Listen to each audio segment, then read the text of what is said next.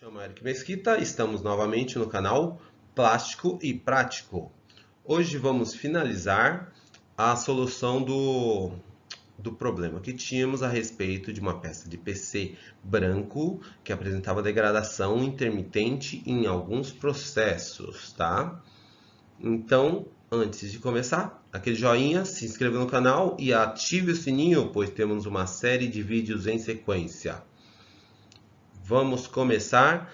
Lembra que a gente não tinha nenhuma informação, então o que precisávamos fazer? Olhar o cenário inteiro.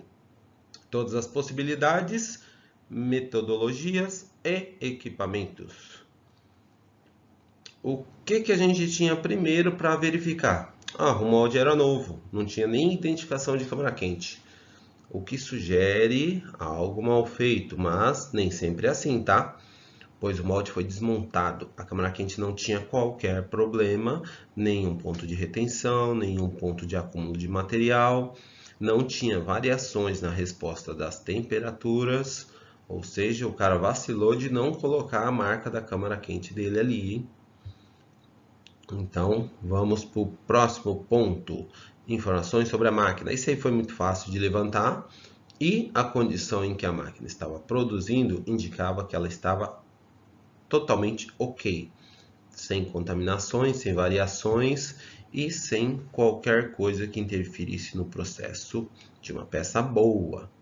Tá? A resina com formulação estava sendo atacada por ser uma resina ruim, pois era de um fornecedor local. Porém, conforme o datasheet dizia, ela era uma resina adequada, tá? Ela não se mostrou em nenhum momento inapropriada para o produto ou com características mecânicas inferiores, tá? E mesmo a suspeita de estabilidade térmica foi comprovada. Aqui, ó, temos um desenho de uma peça próxima, tá? Não coloquei nada referente ao produto, justamente porque não nos interessa ficar olhando o produto alheio, tá bom? O que é interessante saber é que esse é o formato da peça. Aqui nessa linha, ela tem uma série de lifters, tá? Ou como um cara uma vez me falou, ela tem uma série de escalapsíveis. Não sei de onde saiu essa palavra, mas deve existir. Aqui ela tem uma garrinha, tá bom?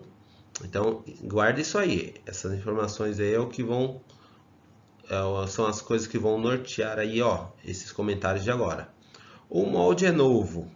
Será que ele tem retenções? Por que isso é importante saber? Porque se o molde tem retenções, ele causa paradas no processo. Se ele causa paradas no processo, você pode ter degradação de material. Constante? Não, de forma intermitente. Então, verificamos que aqui, ó, nessa garrinha, o molde novo já apresentava algumas rebarbinhas e umas diferenças de parede aí que não pareciam muito normais, ocasionando quebras, tá? Então, iniciando-se o processo de forma direta, sem aplicação de desmoldante nessa área, você tinha a quebra dessa garrinha.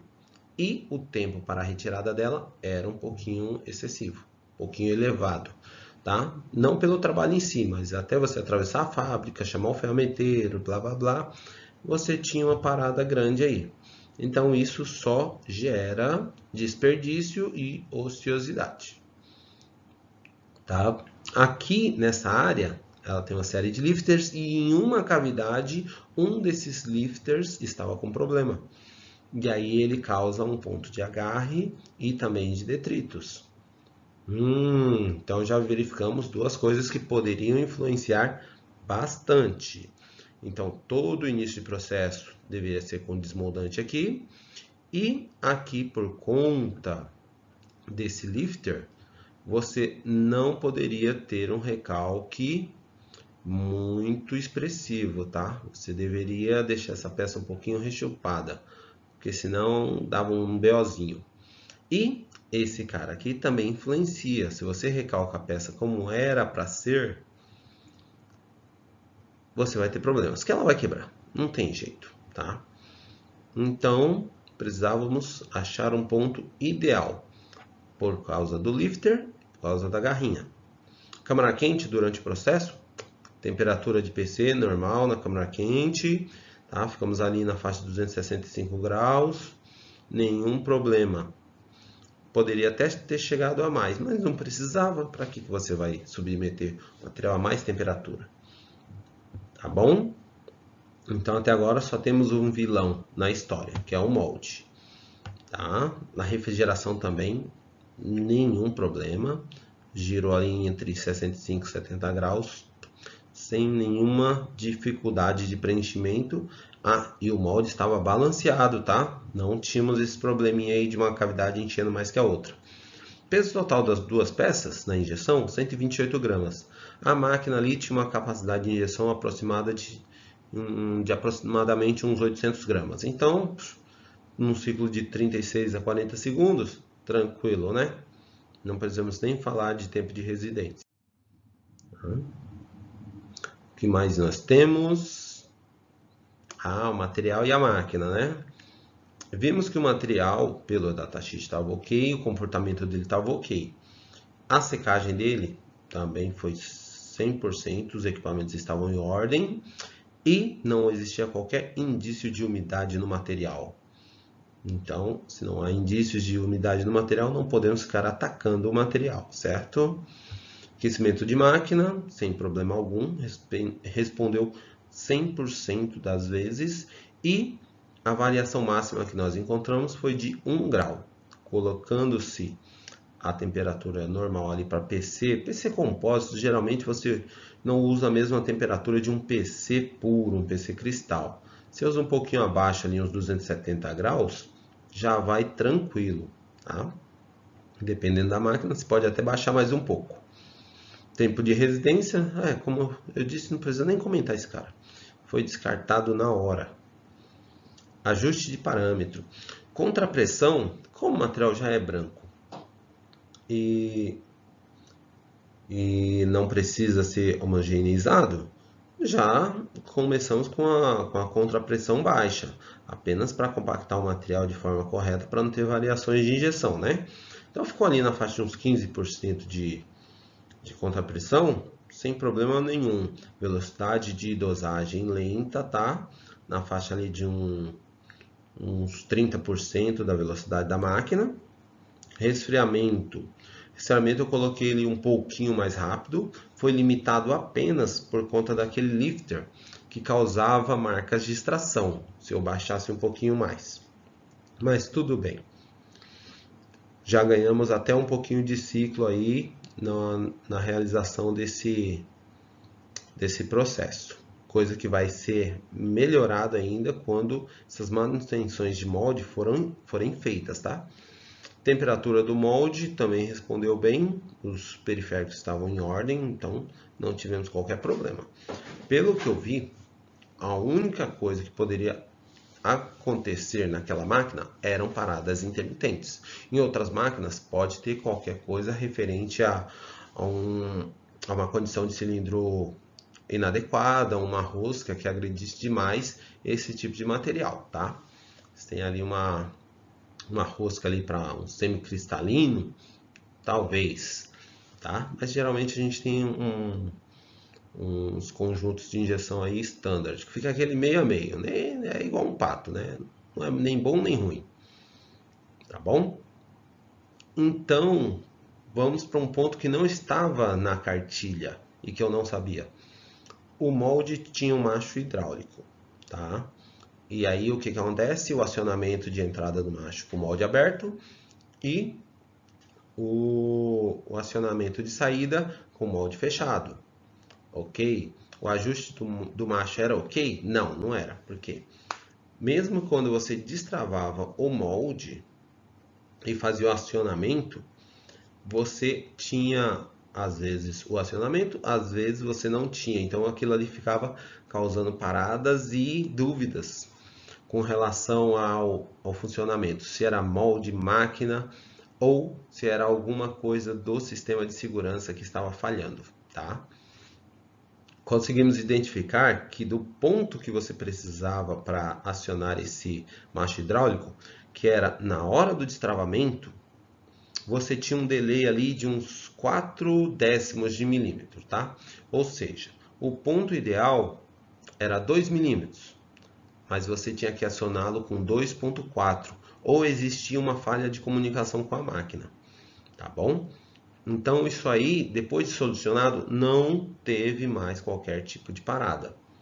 Tá? Entramos em contato com o técnico e agora isso está em estudo, tá? Porém, não acho muita coisa, tá?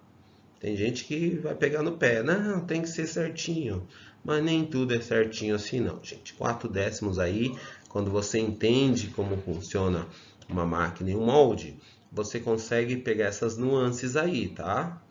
Vamos começar a ter feeling entre máquina, molde, processo.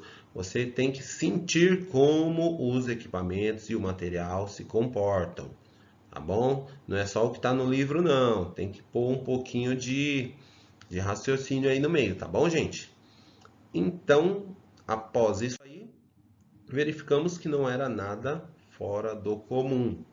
Era um ajuste de macho hidráulico que realmente estava causando muitos problemas. Levamos ali algum tempo para entender, uma meia hora ali, fazendo e desfazendo, tá? Você precisa experimentar, você precisa sentir a resposta do equipamento, tá bom? Então aí depois disso, ok, e temos as ações de molde para fazer. Porém, o processo foi liberado, sem variações, sem perdas de processo e ainda com uma leve melhoria do ciclo, tá? Que vai ser mais acentuada quando as ações de ferramenta forem executadas. Já está programado. Então, podemos considerar que o trabalho que foi solicitado foi concluído, tá? Temos também uma coisa bem legal que não havia sido avisado. O robô não estava funcionando. Então nós tivemos que fazer um processo semiautomático. Então, num processo semiautomático, nós conseguimos um ciclo menor do que com o robô que estava rodando, ou seja, já cabia uma melhoria aí, tá? E quando esse robô chegar, vamos ter uma melhoria bem mais acentuada. Então, pessoal, vamos considerar isso encerrado, já que esses detalhes devem ser seguidos pela produção, tá? E por quem mais se interessar em fazer essas melhorias no processo, já que isso vale pontos dentro de uma empresa, hein? Então, se você consegue enxergar algumas oportunidades, faça, tá bom? Valeu, pessoal! Esse aqui era o vídeo de hoje, encerramos esse problema e espero que você tenha acompanhado e entendido aí por que foi feito cada etapa. Por que nós estudamos, inclusive, as coisas que não tinham influência no processo. Mas o lance é esse, você olha todo o cenário, descarta aquilo que não faz parte, mas só depois de experimentar, tá? Você não pode já chegar com uma ideia fixa de que sabe qual é o problema, ou você vai rodar, tá bom? Então até mais, pessoal. Valeu, forte abraço!